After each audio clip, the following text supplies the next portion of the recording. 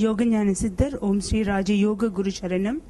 இந்த வாய்ப்பை கொடுத்த டத்துஸ்ரீ குருஜி அவர்களுக்கும் ரத்தின் ஸ்ரீஜி அவர்களுக்கும் நான் மனமார்ந்த நன்றியையும் வணக்கத்தையும் தெரிந்து கொள்ள விரும்புகிறேன். என் பெயர் டாக்டர் கோமதி.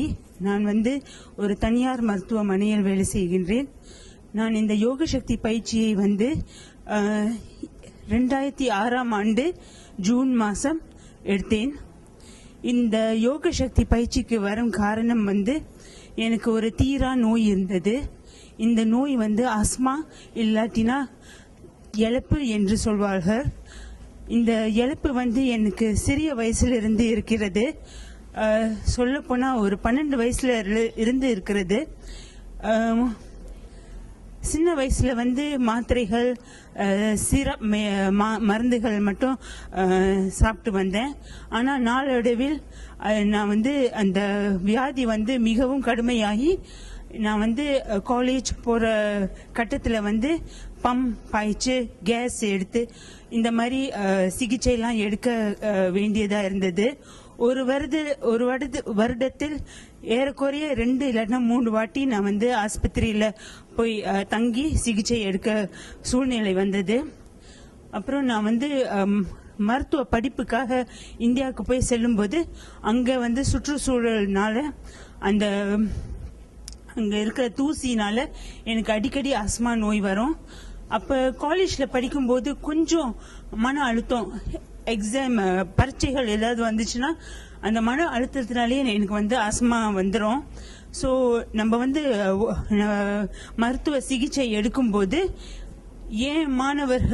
என்னோட மாணவர்கள் என்னைய பரிசோதனை செய்து நானே அவங்களுக்கு ஒரு நோயாளியாக நான் இருந்தேன்.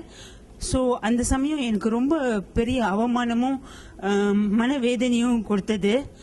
இந்த நோயினாலேயே எனக்கு ஒரு கட்டத்தில் படிப்பு தடங்கி போய் அந்த சோதனையில நான் தேர்வு பெறாம அதை திருப்பியும் 6 மாசங்கள் நான் கடந்து படித்த ஒரு சூழ்நிலை வந்துருச்சு.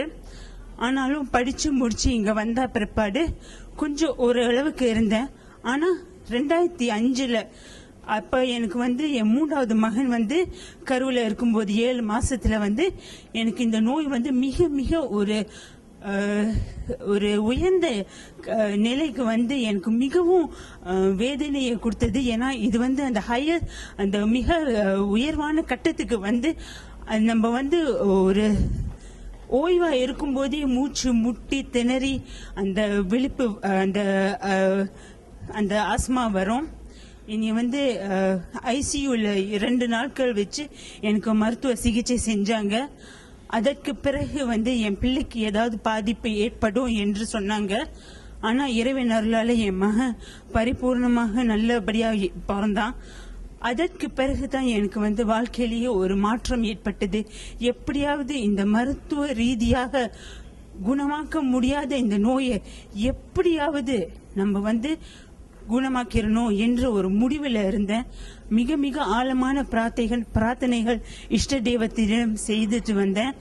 அந்த சமயத்துல தான் 2006ஆம் ஆண்டுல என்னோட வேலை செய்யறவங்க ஒருத்தவங்க சொன்னாங்க, வாங்க டாக்டர் செஞ்சு பாருங்க, நீங்க இந்த நோய் நீக்கம் செய்யலாம் அப்படின்னு. ஸோ பயிற்சிக்கு வந்தேன். டத்துஸ்ரீ குருஜி அருளால யோக சக்தி பயிற்சி செஞ்சுட்டு வந்தேன். குரு கொடுக்கிற தியானத்தை முறையாக 2 வேளை ஒரு நாள் செஞ்சுட்டு வந்தேன். நோய் நீக்கம், சுய நோய் நீக்கம் என்று குரு ஒரு பயிற்சி முறையை கற்றுக் கொடுத்தாங்க. அதுவும் மன உறுதியோடையும் நம்பிக்கையோடையும் யோக சக்தி மேல் நம்பிக்கையோட செஞ்சுட்டு வந்தேன். ஒரே வாரத்துல நான் என்னெல்லாம் எனக்கு தடையா இடையூறா இருந்துச்சோ, இதுக்கு முந்தி ஐஸ்கிரீம் சாப்பிட முடியாது, குளிர்ச்சியான சாப்பாடு எதுவுமே சாப்பிட முடியாது, மழையில நனைய முடியாது, இதெல்லாம் எனக்கு தடங்களா இருந்துச்சு. ஆனா இப்ப ஒரு வாரத்துல நான் மாத்திரையே சாப்பிடாம இருந்தேன், அந்த பம்ப் பாய்க்காம இருந்தேன். நாளடைவில் எதெல்லாம் என்னால செய்ய முடியாதோ அதெல்லாம் செஞ்சுட்டு வந்தேன். அப்படி இருந்தும் டத்துஸ்ரீ குருஜியாலால எனக்கு ஆஸ்மா வந்ததே இல்லை. அந்த ஒரு வாரத்துக்கு பிறகு இன்று வரைக்கும் டத்துஸ்ரீ குருஜியாலால எனக்கு ஆஸ்மா என்ற நோயே இல்லாம நான் பரிபூரணமா குணமாகி சந்தோஷமாவும் இருக்க மகிழ்ச்சியாவும் இருக்கிறேன்.